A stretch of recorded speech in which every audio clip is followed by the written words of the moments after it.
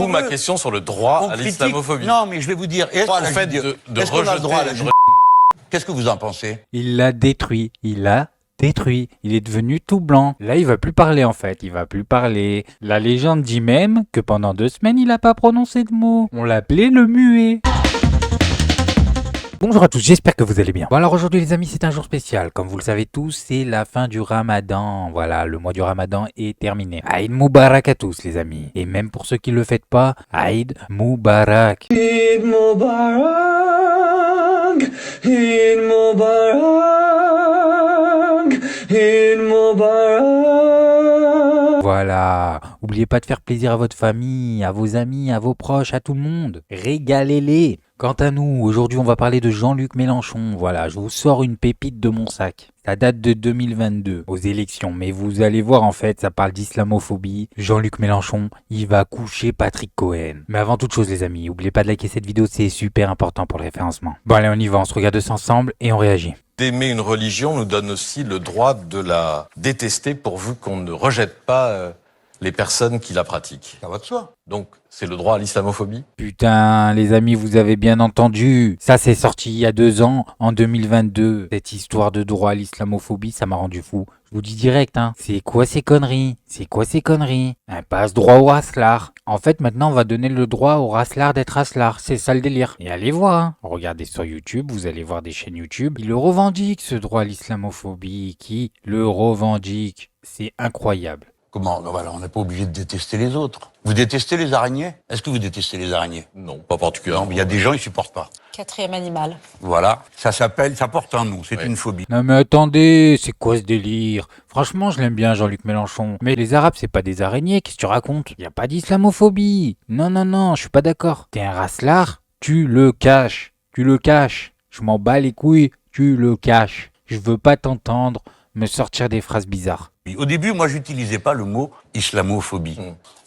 Parce que je me disais, mais je vois pas pourquoi ils disent phobie. Maintenant, j'ai compris. Quand je vois le nombre de gens qui, obsessionnellement, dès qu'il est question d'islam, deviennent fous. Mais oui, ils deviennent fous. C'est pas notre problème. C'est pas mon problème. Tu gardes tes réflexions pour les dîner avec tonton Raslard. Qu'est-ce que tu viens me saouler? Je veux pas t'entendre me parler de cette... Non, non. Tu t'arrêtes. Et c'est pour ça que c'est incroyable, les amis. Parce que là, je dis ça, mais ça fait 2 ans qu'il y a des chaînes normales. Voilà, des chaînes YouTube, c'est normal pour eux. Ils ont le droit. Ils ont le droit. Vous avez compris? Et tu vas dans leurs commentaires, tu craques. Les années 40, leurs commentaires. Mais ils ont le droit. Disent n'importe quoi. Des braves gens, le reste du temps. Mais dès qu'il s'agit de ça, sont pris par des peurs paniques. Pourquoi, à votre avis? Pourquoi, à votre avis, Jean-Luc Mélenchon? Je ne sais pas, ils ont leur raison. Ils ont vu des attentats, on leur a dit que c'était de la faute des musulmans. Mais non, moi je vais vous dire pourquoi. Parce qu'il y en a, ils se sont pris des tartes à l'école. Déjà, ça c'est une catégorie de personnes. Voilà, c'était des gens, on les a tous vus. Faut pas dire on les a pas vus. Fallait intervenir, hein, les amis. Moi j'étais là, j'intervenais. Hein. Voilà, ces gens-là, ils venaient à l'école. Et vous savez ce que c'est, le monde des petits, c'est le monde des requins. Ils se sont pris des tartes, voilà. Ils se sont pris des tartes, on va pas se mentir, ils se sont pris des tartes. Ils ont passé des scolarités pourraves. C'est les mêmes profils en Amérique, là, qui pètent un plomb, ils tirent sur tout le monde. C'est les mêmes. Et maintenant, quand ils voient quelqu'un de bronzé,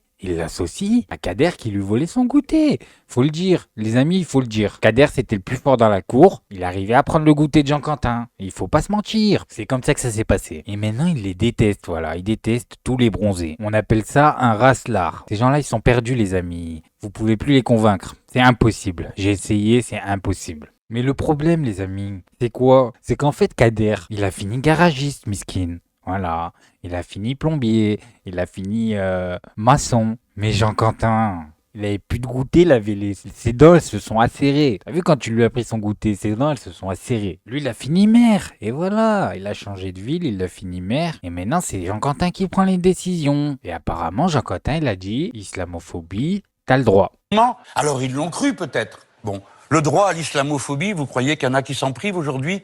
De l'islamophobie? Vous avez le sentiment qu'il faut que, à l'occasion d'une campagne présidentielle, on vienne ici dire oui, vous avez le droit de vous haïr, c'est une très bonne idée. Non, c'est un combat, je pense à Charles. Mais c'est incroyable de dire ça. Franchement, moi, c'est incroyable. Il y a 10 ans, tu m'aurais dit, les mecs, ils vont dire on a le droit à l'islamophobie. Je t'aurais dit, mais qu'est-ce que tu racontes? Un fou quoi, on est en France. Et là déjà il y a 2 ans c'était normal. Et 2 ans plus tard c'est pire que normal. C'est pire que normal. C'est celui qui dit le contraire qui passe pour un fou.